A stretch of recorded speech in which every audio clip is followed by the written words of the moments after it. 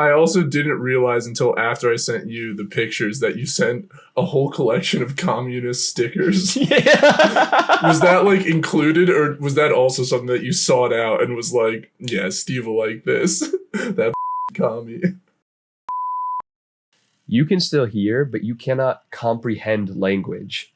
It's real weird and wonky, and kind of the brain being one of those weird alien puzzles. But like, you would hear your friends and family and loved ones speaking as you have spoken to them for years or decades, and you would not understand anything that they're telling you.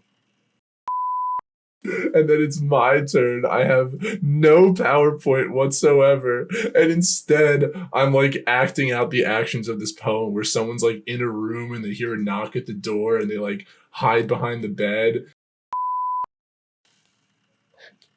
Leave Dylan Alone is Dillology Part 1. Blast My Mouth with Flavor is the Dillology Part 2. And The Bean Guy is Dillology Part 3. Dude, yeah, the Bean Guy is an all-time classic bit, in my opinion. Getting, like, seemingly legitimately angry at me.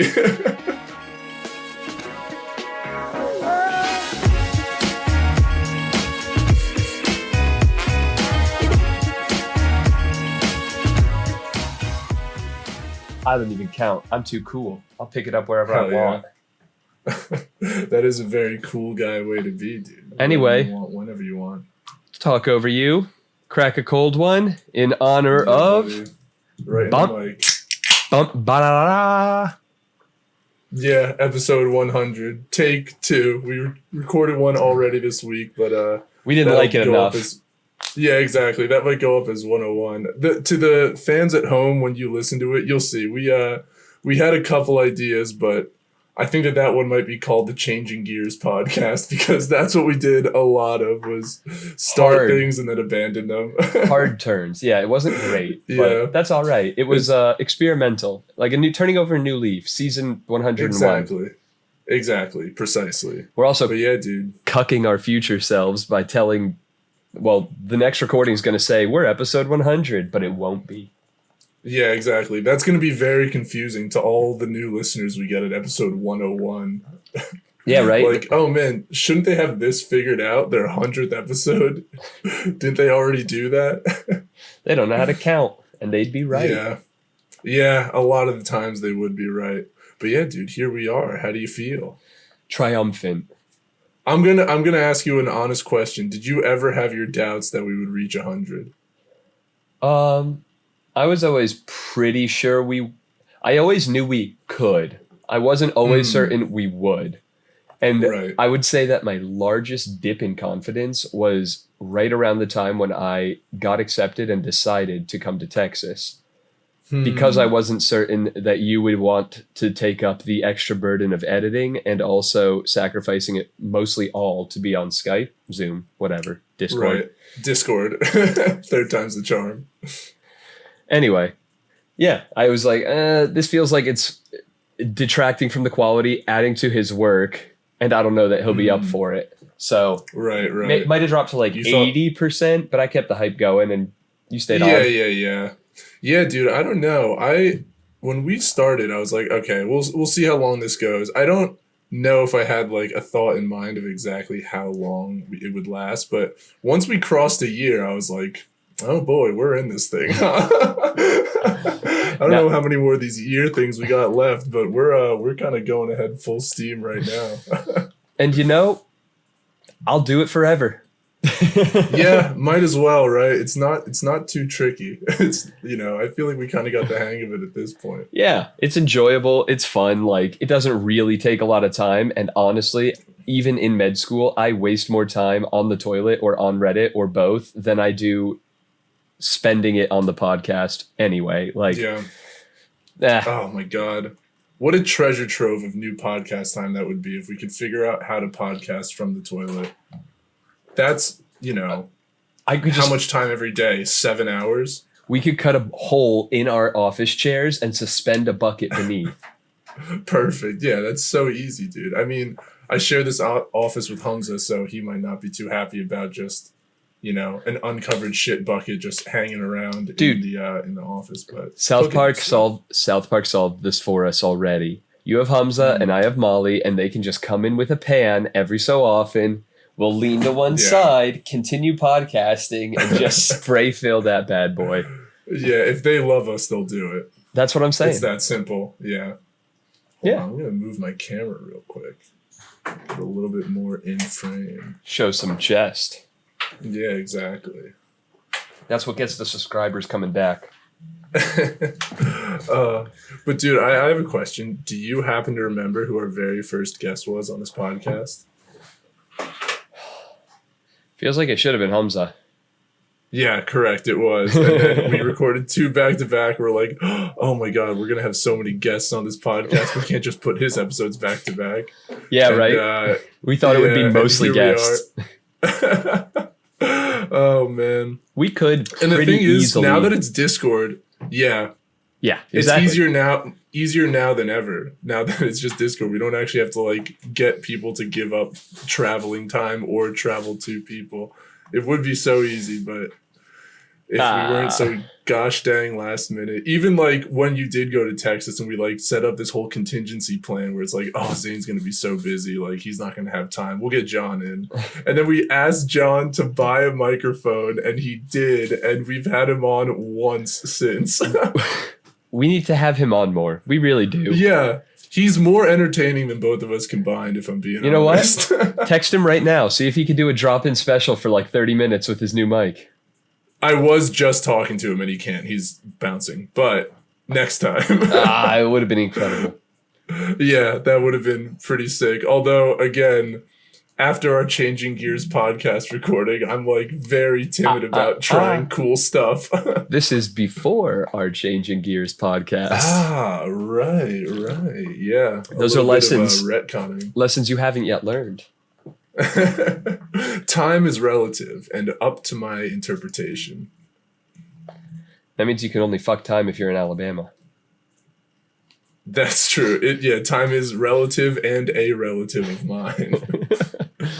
That sounds like what is it, The Sandman? Is that the Neil Gaiman one you told me about? Yeah. I listened to that audiobook and it's great. And I think they're making like, I don't know, HBO or Hulu show of it or something. Yeah, I think I saw that too. I forget who's in it, but that could be really cool. Yeah, I'm going to check it out. I mean, it was interesting and very unique. Yeah. Dude, what I really want to see is Dune in IMAX specifically. Oh, that would be great. I've been told by 2 different people now who went and saw it in IMAX that like you have to see it that way. It's like, okay, I guess I have to. Oh, maybe if Molly really loves me, I can convince her to this weekend. It's also like 2.5 hours of slow burn, like high concept sci-fi. So there's some buy-in for sure, but I mean, that's my shit, so I'm down. That's exactly what I live on. Yeah. Oh, actually, I mean, if I'm coming to Austin in a couple weeks. Dude, right? yes. Yeah, right after Thanksgiving. Yeah. Let's go. Even if I don't know if there's IMAX by you or if Alamo Drafthouse has IMAX, but we'll find some time. Oh, yeah. I'm sure. It'll work. I can search right now and let you know that the nearest IMAX is 2.3 miles away. Oh, we could walk there. Well. Okay, run there. Yeah, perfect. I want to be sweaty for Dune, dude.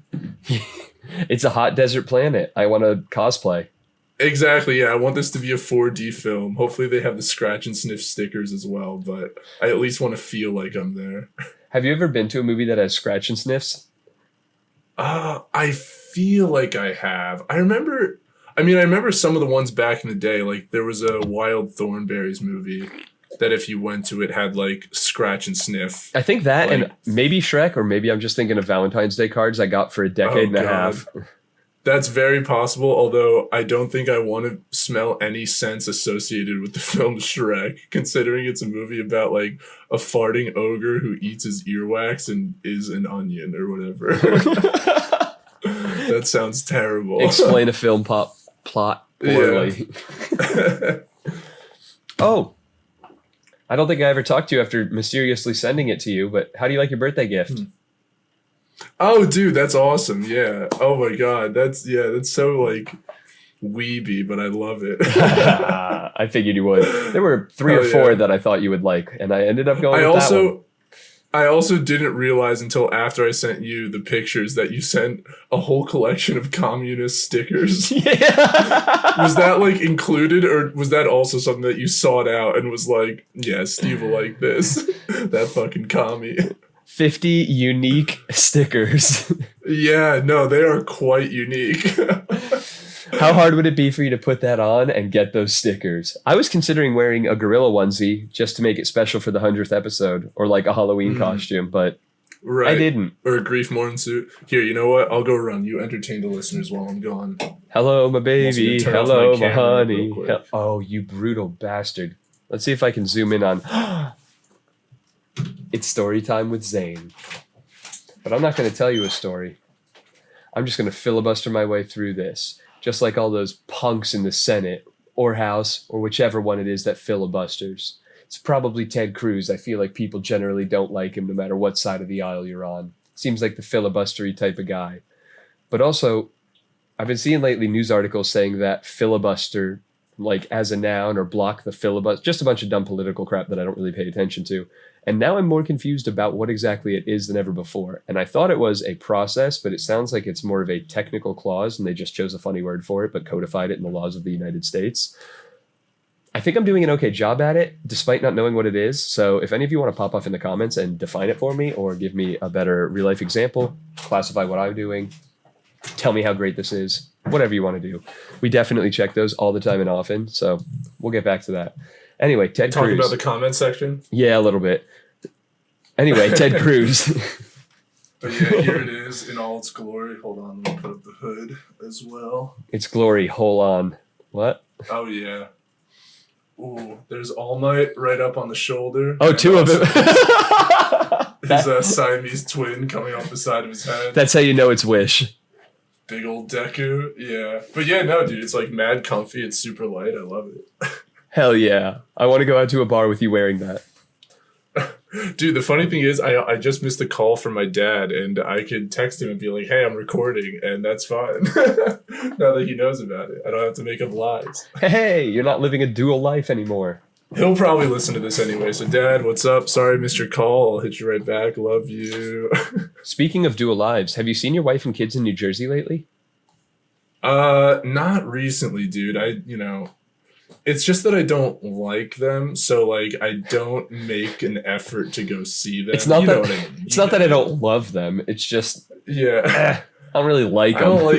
I don't like spending time with them. Like I don't have a good reason in the traditional sense to not like go see my family or support them financially. It's just that I don't emotionally. I don't enjoy their company. I just don't want to, which I think is more than fair. Yeah, no, I got to give you that. Yeah, despite all 6 of my kids, dude. I just don't like being around them. Last I heard, it was 2. You must be taking trips back periodically.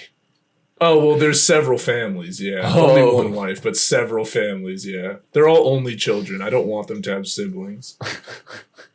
I don't want them to know any kind of love at all. Yeah, exactly. That's how you breed tough and funny kids. Yeah, exactly. And then when they're 18, I'll pop back into their life and I'll, be a mysterious figure who trains them. And they hate me, but it ultimately drives them to be incredible people. You should Talladega Nights this shit. Yeah, exactly. Yeah. I'll Talladega Nights it. There's a kilo of Colombian Bam Bam under the car. Cops are coming. Yeah. Yeah, exactly. And then they'll thank me and I'll have a great relationship then. And I will have not had to change a single diaper in my entire life. It's going to be awesome. A perfect plan. Yeah. Twirls mustache. All according to plan, dude. Speaking of plan, have we ever had a plan for this podcast? And do we now, looking into our next 100 episodes? What do you mean a plan? I mean, we've planned episodes before. What, like an overarching plan? Or... I don't know. It feels like for a long while there was talk about trying on a bunch of things and seeing what fits, but eventually kind of not choosing a lane per se, but having a consistency either in structure or content or some combination thereof. And right. I don't think we've ever really come close to that. So I wanted to gauge what you're feeling. I don't know. I kind of like just doing whatever all the time, and if something strikes us, we'll bring it back. But yeah, I don't. Plans are plans. What's the phrase? Men make plans and God laughs. You don't want to doom. God, You don't want I to doom the laugh. podcast. Yeah, exactly. I don't want to pigeonhole us. And as God, I laugh. Yeah. You fucking weird. I just, dude, I'm wearing an All Might. I have the power of God in anime on my side, as a wise man once said. That's a great video. Mm-hmm. It really is. Yo, you want to know the boomerish shit I've been doing lately? Or what I realized? Yeah, sure. Because I've been doing it for like a year now. Sure. All of the Vines and some of like the hottest TikToks that people watch. I don't have either app. I never used Vine when it was a thing. But like Right. there are YouTube channels that basically just release 10, 15-minute compilations of these fuckers. Mm-hmm. And I'll binge 2 of those, 3 of those at night with Molly. And I am years behind watching humor that's from 2012. Like, on my couch. This is great on YouTube. Like an absolute X-generational dingus. Yeah, dude, Vine was timeless comedy. I also never had the Vine app, so I don't know a lot of the references. Over time, I've had a lot of them like shared to me through YouTube compilations or just quoted to me in general. But yeah, We'll watch. We'll watch. When a video is 7 seconds long and there's not like a long setup that's, I don't know, tied to anything culturally or like temporally, I think that it forces a kind of humor. Yeah, it forces a kind of timeless, like just guttural, instinctual humor. That's a pretty sharp read. You know what I mean? Like, I feel like if you showed someone like America's Funniest Home Videos today, it's just like slapstick videos of like kids falling over, but that's never not going to be funny. You're goddamn right. Yeah. Whereas like some movies, like, I don't know, I watched, what was it, Blazing Saddles, I think, like a while back. Absolute classic comedy movie, but it's not like I was in stitches laughing. Yeah. Whereas, you know, comedy ages. I'm sure if you show me, yeah, comedy, yeah, exactly. But I think that something so short, just like set up punchline, back to back, right together. I don't know. I feel like that's kind of timeless. Yeah, that makes sense. That explains why it's so just like this podcast. Oh yeah, timeless. Because we don't tie anything to culture or modern events or what's going on. Yeah, exactly. Whatever the hell is on our mind that day. Floating aimlessly in the space between our ears. Yeah, filling an hour once a week. Actually, Molly and I are going to see a comedy show tonight. Oh, hell yeah. What are you I forget her name. Okay. She's big, though? Medium. She has a This Is Not Happening. She's got credits on, like, Jim Jeffries stuff, Stephen Colbert stuff. Like, clearly a professional comedian, successful podcast. Like, right. Years into making a living at it. But, like, so I've seen her but didn't know her or remember her. Right. Are you going to ask her if you can borrow the microphone? No, I'm not. Oh, why? Isn't that something that you want to do? I want to listen, Stephen. It's important to be a good listener. Yeah. Believe all women comedians. Yeah, she is like a kind of feminist storytelling type of comedian. Self-described in her bio, so this will be fun. Gotcha. Yeah. A little bit. So do you know of any open mics or anything around you? Do you think you're hopping on that stage anytime soon? We will see. I am still interested in it. I've been telling Molly I want to go to open mics soon, at least to see what like the setting and timing and setup is, see how they function, see what like the level is. And then soon thereafter, that's kind of like the last thing I really want to do before I'm ready to give it a go. Do you think before you hop up on stage, you're going to like rehearse your whole like thing, or do you think you're just going to go up there and kind of wing it to some degree? Medium. Or do you think you're going to have it like beat by beat planned out? Medium. Okay. I'm going to have most of the words probably figured out, or at least like what I want to say in what order, with some ad-libbage in there, especially with like tone, volume, pacing. Yeah. At some level, you got to read the room and kind of like bounce back and forth with them. We got to see. Okay. You know what's impressive? Dude, well, if you ever do it, definitely film it if I can't be there. We'll see. Maybe the 4th or 5th doesn't. Yeah, after 60 times. Then I'll be ready. After 65-minute sets, then I'll show you. I should start dropping Easter eggs in our episodes just to see if anyone's video watching or comments on it in the audio. Oh, yeah? Like what? Like if I squatted on my chair and then pretended to shit a Cadbury Easter egg. Right. But the whole time you're just like keeping a completely normal tone and pace so that if you're only listening to the audio, you can't even tell. That's exactly what I'm saying. Okay. Yeah, give it a shot. I'd love to see it. I got to go pick up some I'll make no reference to it either. I will be stone cold about it. Don't worry. I can trust you for your secrecy. Oh, yeah. There's a better word for it, but I blanked and said secrecy. Yeah. Yeah. For my... Not confidentiality. Yeah, what is it? My... Discreetness? No. Discreetness? Discreetitude? Discretion. Discretion, there it is. We got there. Same word. The same one we both stumped out on. Look at that. Yeah. We really do share a brain and a podcast. If only we shared beard follicles. Dude, I call right brain. You can be stinky left brain. Oh. Left brain has speech. You're fucked. Good. I don't need to talk. You think it's just that, but having now just finished my Do No Harm, Stories About Life, Death, and Neurosurgery book by Dr. Henry Marsh. Great book. Reads like a novel. I finished it in like a week. It was really, really great. But there's a whole bunch of little stories about, over time, his experiences as a neurosurgeon with like hospital bureaucracy, particular patients, troubling cases, things that went right or wrong, and the evolution of medicine. Really cool book. But when you knock out those centers, it is like horribly disabling. If you have a catastrophic like left temporal stroke and you knock out your speech and language areas, not only are you mute, you can still hear, but you cannot comprehend language. It's real weird and wonky, and kind of the brain being one of those weird alien puzzles. But like, you would hear your friends and family and loved ones speaking as you have spoken to them for years or decades, and you would not understand anything that they're telling you. Yeah. Gestures you could probably follow, but like not verbal, not written at all. Yeah. You also can't written communicate. Dude, like physically in any language ever again.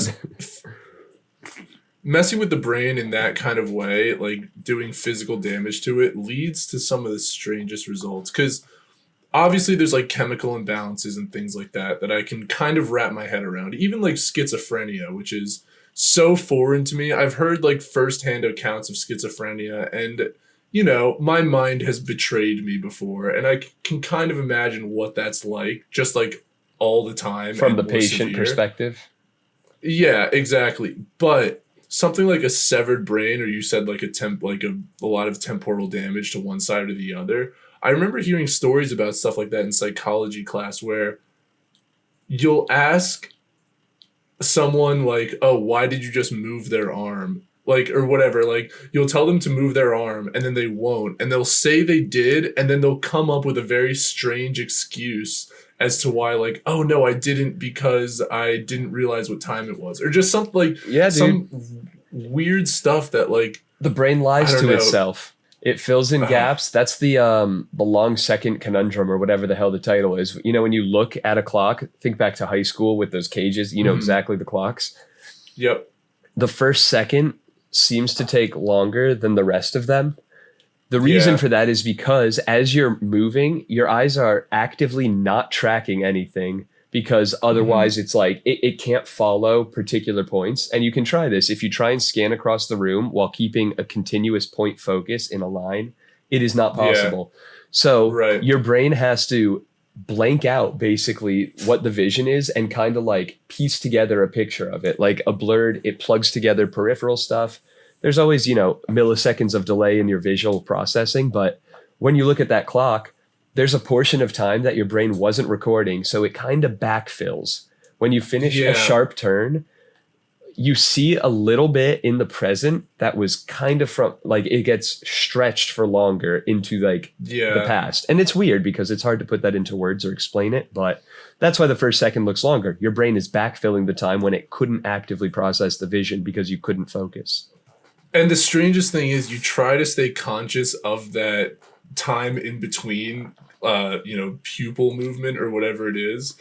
And it's just impossible. It's brain breaking. Yeah. Yep. Do you think that we'll ever have a full simulation of a human brain? It is hypothetically possible, but it depends on a lot of other shit. Like what? Human existence and civilization wise. Whether there is a World War III or a true apocalypse or an asteroid, or if we get off planet. Right. Like, if humanity continues to spread and exist, then yes, we will get there. It is, I don't think, a frontier that is impossible to get to. But we need... I think it could be sooner than that. I'm just leaving the end open that, like, it's a yes or a no contingent upon survival as a species. If we continue, yes, it will happen. I'm thinking in like a decade, bro. Nope. I don't know. You don't think so? Billions of neurons with like trillions or hundreds of trillions, more than there are stars in the universe. Like it is, and everything is made out of gradients and No, there are like octillions of stars. There's more stars in the universe than there are grains of sand on Earth. And there's definitely more neuronal connections than there are stars in the observable universe. I don't know. Connections, yeah, because a neural net is like, it's dude. Not. These things it's not have like each neuron has a single connection. Thousands or millions more connections between other ones near it. It's ludicrously numbered, which means that just in like a computer science standpoint, it's an incredibly complex system. Not impossible if you can boil down what the function of it all is, and then like it is a theoretically solvable problem. I'm almost certain, but it's going to take a lot, and it's not going to be a decade, and it's probably not going to be 5 decades. I would expect us to be. I mean, technology is a sharp upward slope, but like that is going to be more difficult than settling the bottom of the ocean or Mars or achieving AI that mimics people in the metaverse, or achieving VR that's closely enough indistinguishable that people prefer it over real life. I think all of those things will happen before we have a true, complete simulation / understanding of the brain. So I know that I said I don't want to like just kind of try new things on this episode specifically, but I think that we could pull this off. Okay. So yeah. Let's do it. I'm not sure where to start, but I mean, we know that what neurons do we know are connected? We can start from there and work our way At least these two, I'm certain. Okay, we'll start there. We'll call those A and B. Or should we call them 1 and 2? This is our first conundrum. This is why it's so difficult. Z and S. Z and S. Okay, the Z neuron is connected to the S neuron. We know that for damn sure. The Z neuron's connected to the S neuron. S neuron, yeah. S neuron. That's a fun way to say it. S neuron. Yeah, the Jimmy Neutron. Just to be sure, nice. Or just to be safe, rather, I had a Reddit tab pulled up and scrolled through, and there's some impressive collective intelligence examples here. Like questions that are tried to make an F without, like with a poll, without seeing what other people put. And it looks like an F. Like they did it. There's another one that's to make an F. I don't know if I understand the prompt. There are 4 options, A, B, C, D, and it's try to make it an F with the percentages. So A and C have to be longer than the others. Oh, so that you make like an F. And right. They nailed it. And there's another one that's make a dick and balls, and they nailed it. Left, right, 818, right nut, 897, dick, 6.7 thousand. I don't know. Is that all that impressive? 6.7 thousand? Right. But like, I feel like it's nifty seeing how statistics work out when you spread it over a population. And that's collective intelligence. Like there's a common goal. And when you have enough of a sample size and you spread out those options, enough people roughly, if you want, let's say 10% to each nut and 80% to the dick, roughly 10% of the population is like, someone needs to be the left nut. And can you see the results before you cast your vote? If these are old enough that they've like ended or whatever, but now I can see the vote. You cannot when you're voting. No, they're blind. Oh, okay. Now it's more impressive. I thought you could just see it and you're like, oh, this side looks a little short. Let's even that out. No, they're blind report bars and like they work beautifully. Nice. I'm saying. Would you rather go to heaven or hell just to be there for 30 minutes, see everything and someone explains everything about it, no torture or anything? I think we've done this, but since we're doing kind of a Centennial look back, right? Why not touch it again? I don't know if we have. I'll say hell. That sounds a lot more interesting. Because like biblical heaven, isn't that just like you're there worshiping God for eternity? Maybe, but there's a lot of different ways. Like when I used to picture it as a kid, it was effectively like cloud as floor, but playground. Like everyone's experiencing exactly what they want, and how that intermeshes with other people doesn't make any sense, and sure, twists and warps reality, but like everyone's in the places they want with the people they want, having like it's literally paradise. Mm-hmm. I think I would choose to see heaven because although I'd be more interested to see hell, if I got a 30-minute glimpse into heaven, that would tell me A, if it's real, B, what it is, and C, if it's time for me to change my life and convert to Catholicism. Or any type of Christianity, or any religion with a heaven. But like that answers arguably like the final question that humanity will never solve. So I think that, I mean, and maybe hell does also, but I kind of want to see what the sweet end of the deal is. Yeah. You're plenty motivated by reward. You don't need to be motivated by punishment as well. Carrot over stick. Yeah. See, I'm a big stick boy, and also Dante's Inferno is a sick book, so I kind of want to see like how much of it he got right. Bro, in high school, 11th grade, might have been an AP class. Maybe that's why I shot myself in the foot without my teacher stopping me. But we had to do like a book report on a work of poetry. So there's motherfuckers doing Shel Silverstein. There's motherfuckers with 8-line poems. Some Robert Frost. And a lot of Robert Frost. And my... Absolutely great poet. Dumb, naive, stupid ass says, oh, technically, Dante's Inferno is an epic poem. So I had to read like an 1,100 page edition that I owned because that was the one I had, but like an 1,100 page book. Right. Great illustrations, but the amount of time that this project or report or whatever took me was nuts. 33 cantos of being in hell. Yeah. Really, dude, really poor decision on my part. I remember in 7th grade, or maybe it was 8th grade. It was 8th grade, in English class when we were doing our poetry section of the class. And at one point, everybody had to like find a poem and do a presentation on it, right? And so I remember I was like, okay, whatever. So I found this Robert Frost poem that I really liked, and I like read it and I memorized it and all this kind of stuff because we had to perform it and then like memorize and perform it. So no one did Dante's Inferno for that. And then we had to give like... Could you imagine how many grades they would punt that kid forward if some 5th grader recited Dante's Inferno from memory? This kid's starting exercised.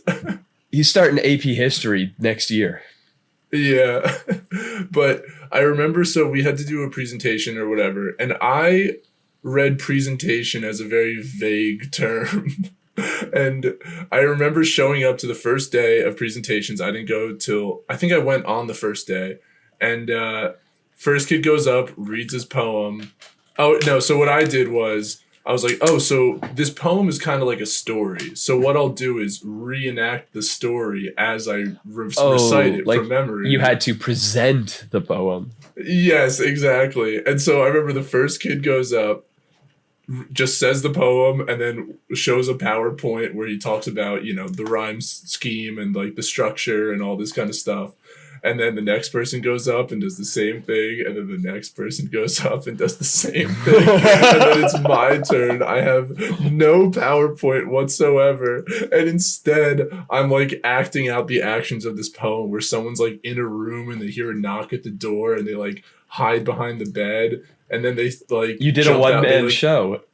Yeah, exactly. I did a one-man show, and then they climb out the window and leave, and then I'm like, and that's it. And also, I remember at one point, because, oh my god, I don't remember what the title of the poem is called, but it's like about a knock on a door.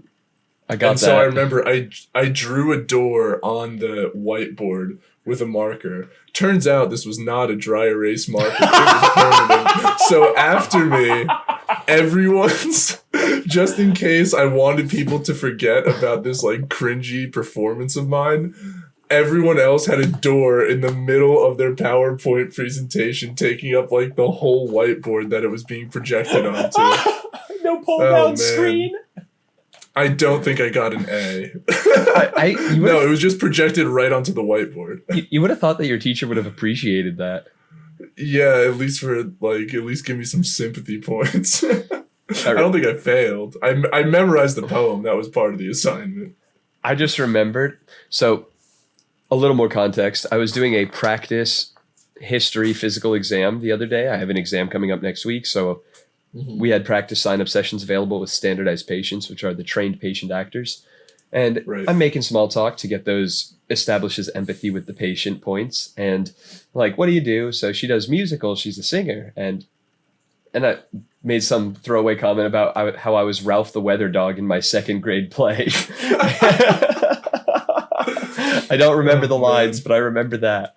And yeah, it was a real legacy thing. I think Carter played it the following year. Oh, wow. Dude, nepotism, getting him the part in the play. Exactly. But I just remembered in 5th grade, we also did a play, and it was like part of the honors 5th grade stuff with like the Greek and Roman mythology curriculum. Actually, this might have been in 6th grade, but I ended up as Atlas.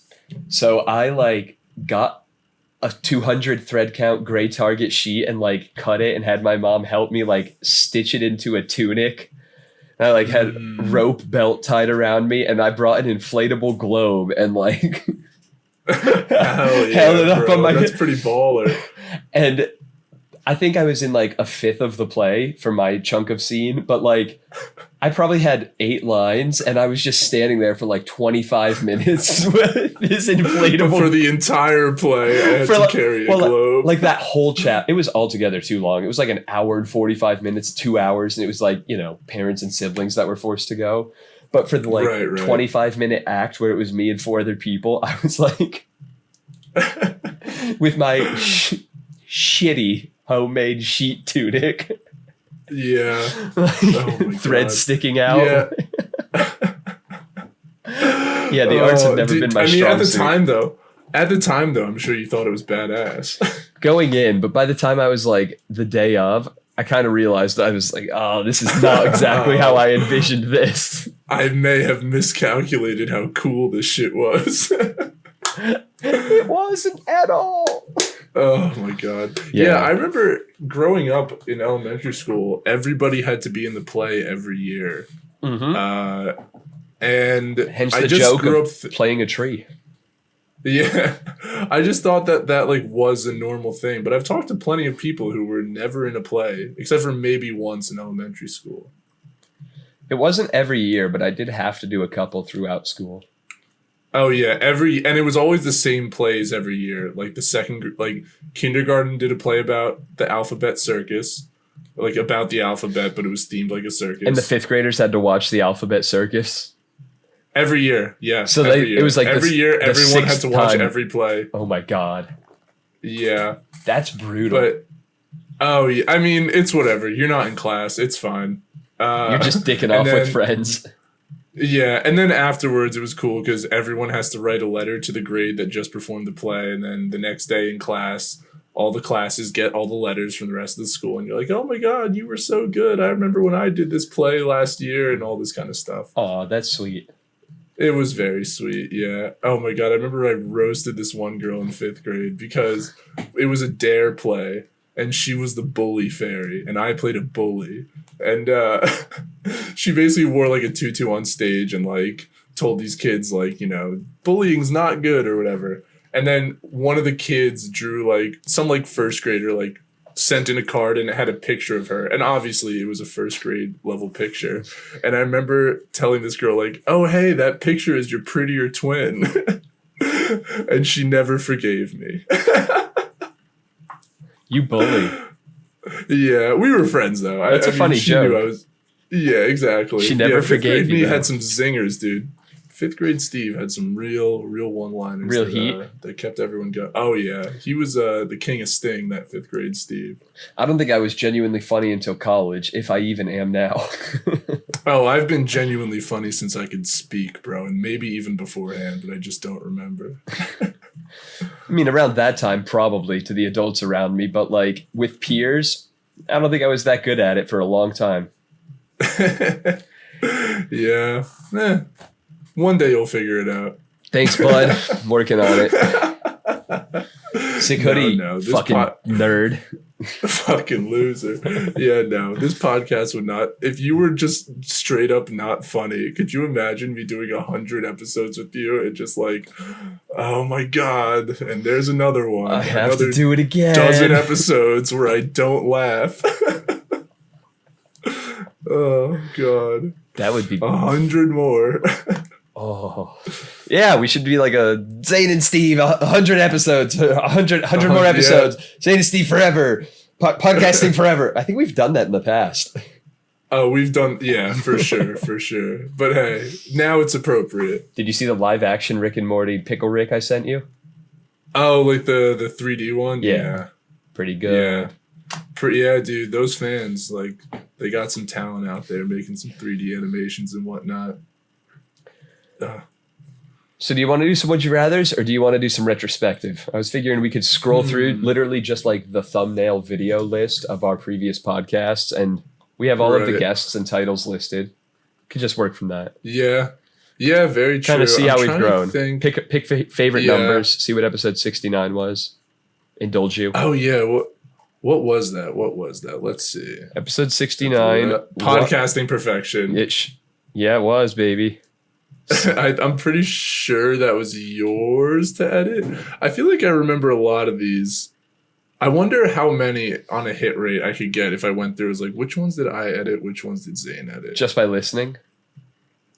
Even just by title. Oh, by title, I'm maybe 65 or like 55, 45. Listening, maybe like 80, 20. Yeah. Listening, I think I could get faster. I could get easier than titles. Oh, yeah. Yeah. But anyway. We already did number one in the future on the next episode. That's true. Right. Episode 100 part 2, a.k.a. episode 101. Damn, I don't remember. I thought we kept the old logo for longer. We switched over at episode 19. That was early on. That was a good call. Yeah, I agree. Yeah, our old one is quite amateur. Our new one at least looks like it took some effort. We paid for it. If you look at business expense, tax right off. If you look through the old ones too, like even the aspect ratio and zoom is different on a bunch of them. Oh yeah, for sure. Yeah, we had no idea what was going on. There's at least 3 different sizes. 4. Oh yeah, some very small thumbnails in some of these videos, dude. Do you see number 4? You can only see the tip of your nose and glasses and the edges of my hair. Oh, fantastic, dude. This is good stuff. Yeah, questionable was the title of that episode. I don't remember what we did for most of these. Yeah, I'm trying to think because a lot of it is, a combination of 2 bits or jokes, like Casino Royale with cheese. What got us talking about that? We were definitely talking about James Bond, and were we talking about burgers? Maybe. I don't know. Pulp Fiction came up because that's definitely the inspiration for that line. I wonder, dude. Maybe one day we'll do like a 24-hour stream, or not even 24 hours, 100-hour stream where we listen to all of these episodes straight through. That would be brutal. If we can find a way to like auto record all the audio at once and it automatically dim the audio of the other stuff while we're talking, so it all gets like edited as we go. Maybe. Yeah. Maybe. Okay. Yeah, I mean, I used to be on Jake and Amir's Patreon, and they do a Jake and Amir watch Jake and Amir, so we could do a couple of fellas watch a couple of fellas and just like do commentary on our own shit. I'm looking through some of our videos, and also a little experiment we tried to do for a while that I think actually saw some success was the clips, like pulling out clips of episodes. Yeah. But unfortunately, that's gone to the wayside now. But we could again. The Would You Rather highlights. Those were some fire clips in there. Oh, do we want to play it right now? Maybe we not. don't have to play it. Go check out. We'll add to the views on there. Yeah. Go check out a couple of fellas on YouTube. Yeah, it was our mini playlist. The fellas discuss. How many videos did we end up actually putting in that playlist? Like 5. I was going to say 6. Okay. You were going to overestimate us. By a lot. Like, do you remember? Oh my God. And also, when we were putting in advertisements and everything too, those were fun. Just a little bit more effort. The United States. Yeah. England, we were finding stock photography, stock videos. Pulling like I think I pulled like whatever that song is, like God Save the Queen. Yeah, we were edging into YouTuber territory for a bit there. I know, to actual editing gold. I think we could do it. If I was seeing any financial return at all, even dollars a month, it would entice me to put more in. I'm telling you, bro, we peaked. Yeah. Until you move to Austin and we could do it all again with a green screen. That's true. Also consider we'll have to soon. Also consider wearing my green morph suit for this whole episode just to make it special, but then I would have felt obligated to edit something in. Right. I mean, that's easy. You just key out the suit. Yeah. Bing, bada boom. But then I would be enticed to put several things in. And then suddenly it's a 2-hour edit and not 45 minutes. Especially after our future episode. Right? I got to do both and not mix them up. Like, do you remember episode 12? Your Honor, it was just a bit, featuring Hamza. What was the bit that we were defending to this judge? Oh, man. Or I don't know. Or Brody don't listen. Why didn't we want Brody to listen? Oh, because you were talking mad shit on him, bro. You were calling him a stupid loser and that you hated him and that you wish he wasn't your brother. Good thing we said don't listen. Now we can never know that. Post-traumatic social distancing. That's solid. Decently clever title. Yeah, I like some of our titles. I agree, dude. Like Joaquin, no religion or camp for me. Joaquin's Third Reich. Oh, that was a Dropout episode, dude. I remember that one. Yeah, dude, featuring Dropout. Oh, what a great guest, dude. A couple of intellectuals. I think I may have used the a couple of blank a couple of times as like a crutch. And then some of them are not too hard, like peanut butter and Cheerios. I bet I could guess what we might have discussed in that episode. Oh, I remember exactly that episode because that was when I was on spring break and we ran out of food and I had no money. And so all that was left in the cupboard was peanut butter and Cheerios. And that's how I got my sustenance. Well, that and the copious amounts of alcohol that we did spend our money on. Y'all sounded, reading the messages in the group chats from afar, it sounded like you were a band of survivors in an apocalypse movie. Like, low on supplies, all you have left is the morale. Right. It wasn't healthy coping. It was dramatic. Well, that's the thing, dude.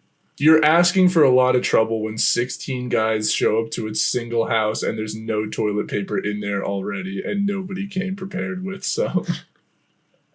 This was not an Airbnb. I forgot we also targeted shorter times a lot earlier. Like, we said at least 30, so we ended up with a lot of like 35 to 40-minute episodes. And then the long one was 1 hour and 20 with Cam. We regularly have like 1 hour and 10, 1 hour and 15 now. Yeah, and then yours, the Big Business Boy episode's hour 40. That's our record. Hey, we did it. And also your episode with Dylan was an hour 24. The It looks like I'm the Dillology. limiting factor here. Dude, remember the Dillology? Oh, yeah, that was a good time. A bunch of short 30-minute goes all in a single car ride. Had to write essays to get into med school. It worked. And you guys just did like 2 hours straight in the front seat. Yeah, yeah. Well, yeah, dude. Oh my God. I think that's one of the best bits we've had on the podcast was Dylan refusing to be known as the bean guy. Leave Dylan alone is Dillology Part 1. Blast my mouth with flavor is the Dillology Part 2. And the bean guy is Dillology Part 3. Dude, yeah. The bean guy is an all-time classic bit, in my opinion. Getting like seemingly legitimately angry at me. Dylan is so funny. I miss him. Yeah, we got to get him back. We got to get a lot of people back on. We should try to be getting guests back on. We got to, spice this. Jake's. I mean, people have been asking too. Like, and that's not even a joke because I know I like to act like we're bigger than we are, and a lot of times be like, oh yeah, everyone's busting down the door trying to get on, get in line. But at this point, I actually have had multiple people ask me to come on. I legitimately want them to get on, and then here we are, last minute recording. Well, let's honestly, we can easily commit to that and be a little better. Why don't you pick someone, even John, and then your uncle, and then it doesn't matter, whoever. Jake asked to be on. He's even texted us podcast ideas, which is more work than we put into almost any episode. Yeah, it's Discord. We add one more person and let's do that. It's so easy. Let's aim for one next week. Let's text John and Jake and see which of them is available on a weeknight when we are. Hell yeah. Yeah. All right. I'm managing next 100, we're getting more guests. 101 will not have a guest, but that's fine. The other 99 will have more guests than the last 100, and that's a promise. We could do 100.0 and 100.1, so it looks like we have 1,000 episodes. Ooh, but not include the point, because then it won't look like we have 1,000 episodes. To the casual observer. Right. So I remember in high school when I had to make my essays longer, I would make all the periods size 14. But instead, we'll make the period size 2. And then nobody will know that the decimal is even there, but we will have technically not lied. It's flawless. Exactly, yeah. We're getting away with this one, just like we always do. But yeah. Haven't been to jail yet. I'm telling you, because I'm juggling a whole bunch of random dumb club stuff, but I'll remember in a day or two if you haven't yet. Text Jake and John, and there we go. Because you have people asking more than me. That's why I want to make you point man. And we'll set a time. Right. Gotcha. We can go through and count how many guest episodes we had, distinct and total. Yeah, we got to get my brother on too. We got to get your brothers on. We got to count how many distinct guests and how many total episodes were guest episodes so we can compare the first 100 to the second 100 and try and beat this goal. Yeah, we got to run analytics. Siri, run analytics. There's a saying, and I don't remember how it goes. A super saying? Rhymes. I think it's Kamehameha. Yeah, super saying. It's Kaioken. But what it's basically like you don't improve at what you don't track. And there's a way to say that rhymes that I don't remember, but it's very true. So yeah, if we're keeping track of our guests and we're like, all right, we're not on pace to make this work. Yeah, we'll run some analytics. We'll crunch the numbers. It'll be good. Yeah. We'll bring y'all some improvements. I still want to keep trying to recall what these were because I think I blank these from my memory more than you do. Yeah, sure. Oh, the Bean Guy was the final episode titled A Couple of Fellas with a Podcast. 35 was where we transitioned. Oh, wow. And then after that, it was just the number and title. Disney's Best Girls. Oh. That was the first one where we actually came in with prepared. I think an actual structure, prepared. And it lasted us 2 episodes, dude. We got a great return on investment on that stuff. Yeah, we could do more of those. We just need to think of ideas. That's one that I would also say, if someone's like, oh, you have a podcast, what should I listen to? I would feel pretty comfortable pointing them to those episodes. Those were solid. Yeah. Baby Paschetti. Oh, I remember Baby Paschetti. I don't. Baby Paschetti. Yeah, the bit was that we're pushing a baby through a Play-Doh spaghetti machine. Oh, God. Outside of that, basically making spaghetti out of babies. We called it Baby Paschetti, but I That's don't remember terrible. outside of the bit how we came there, but funny stuff. Oh, God. I remember the one after that. Everybody Loves Sam. Dude, that's our number 1 episode on Spotify, I'm pretty sure. Oh, look at that. Because Sam had a listening party for it. That's hysterical. Yeah, she's a riot, bro. So anyways, I started blasting a classic, The Legend of Fellas, Four Swords Adventure, your personal best work. Oh, thank you. Yeah, I was proud of that title. Miles face. Because we were talking about what animals could we beat if all 4 of us had swords. Yeah, it was perfect. Yeah, good stuff. Miles face. Honestly, dude, the duality of Batman might be a modern classic of the Fellas eras. The episode or the title? The episode. I'll need to re-listen to that. Which one was Not because it's good, but because we had a dumb idea and boy howdy did we run with it for a fucking hour straight. It's avant-garde. And it timed out so perfectly. I'm just proud of us, even if it's not good. I just like that we did it. I'm happy we stuck through it. It's like exactly. You're trudging through a 5K you don't want to do, but you're like, but I'm gonna finish it. Yeah, exactly. And your knees hurting, but you're like, oh my God, I'm in it already. What am I gonna do? Stop. Dude, I'm scrolling through this and I want to highlight about a third of the titles I see. Helpless Whispers, when you were trying to name the song Careless Whispers, or I was. Yeah, I was trying to name Careless Whispers. I said Helpless Whispers, and you promptly corrected me, which is awesome. American Presidential Warrior, also an incredible episode. This basically functions as like a retrospective review for anyone who did start listening on this episode. They'll get a bunch of highlights shouted out that they should check out. Yeah, agreed.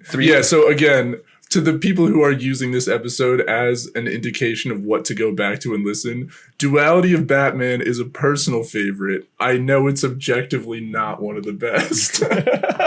I just have to get that out there because I don't want that to color your idea of what the podcast is. But once, you become more acclimated to the personalities that are hosting the show and you want to see us at our weirdest, I don't know. Yeah, maybe check out the Duality of Batman.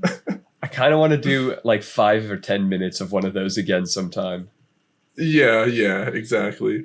Well, the problem is those stories just like they go off in every different direction. And so to tie it up every loose end, which we didn't do, but mostly tried our best at, took us an hour, which is ridiculous. It was a flawless story. Hero's arc subverted. Yeah.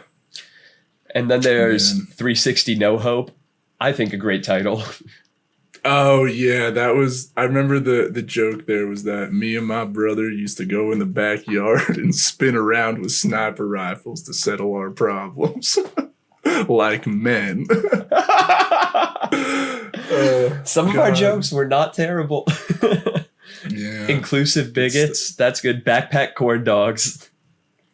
Oh, that was about Danny. Yep. Yeah. Battle dicks. That was the episode that he had to leave early, I remember. And then we brought up the backpack corn dog story about him after he left when he wasn't there to defend himself. A great episode. Quality journalism. That was right around the election, too, I remember. D and Dweebs, Battle Dicks, giraffe-based magic.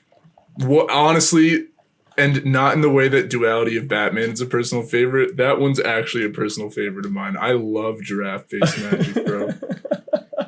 It seems like all of your favorites are the horrible improv games I come up with that we play to completion. And maybe we should just do more.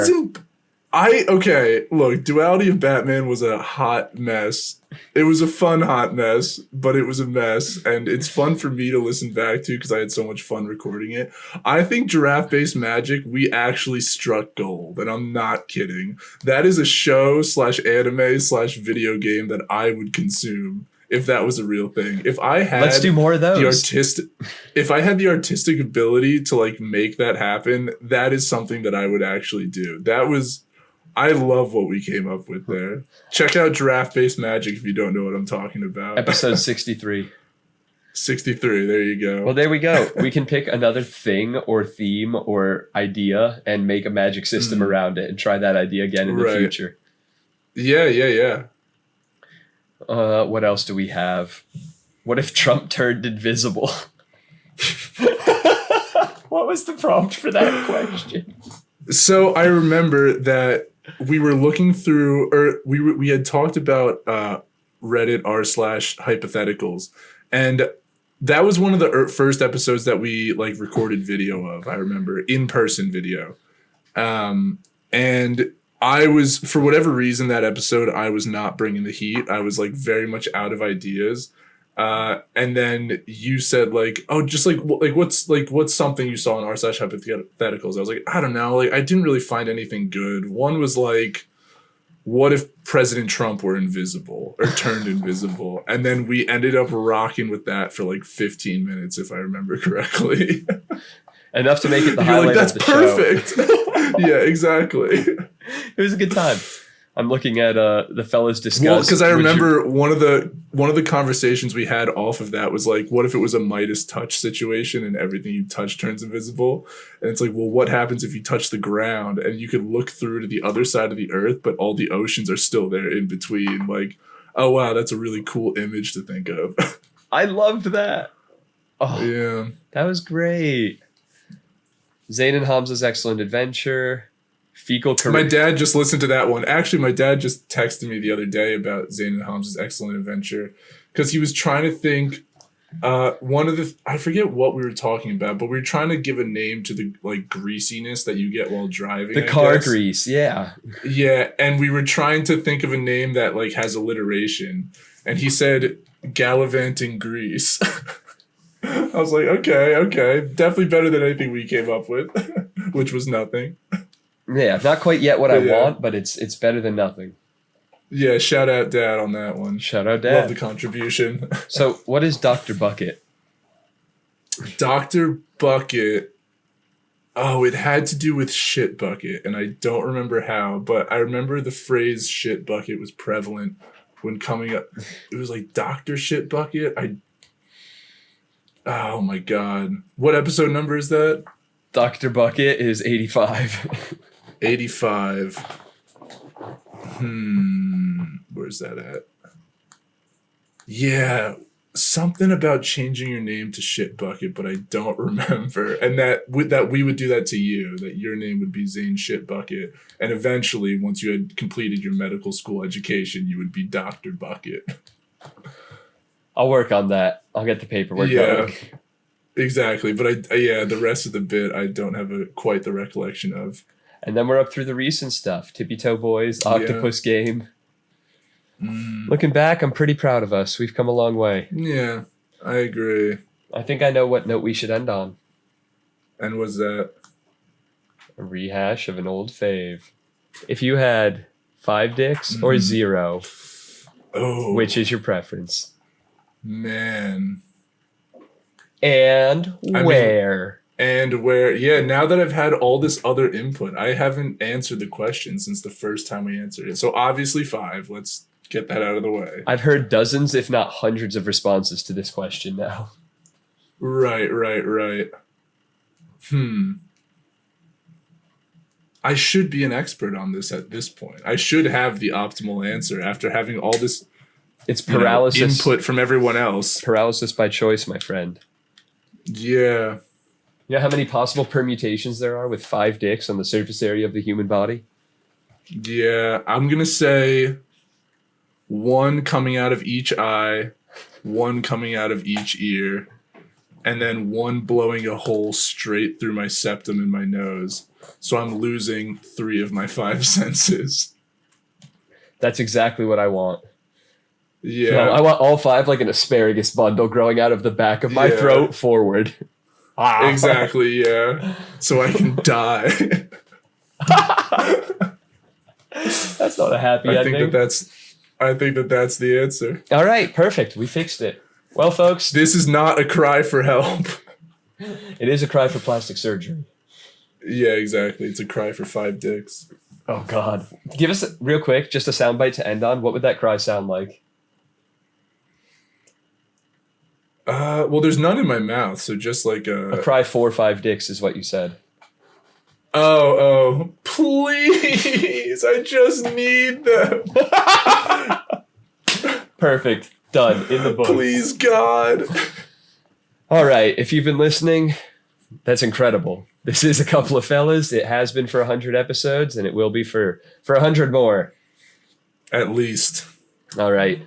Peace. Yeah, thanks for listening, everyone.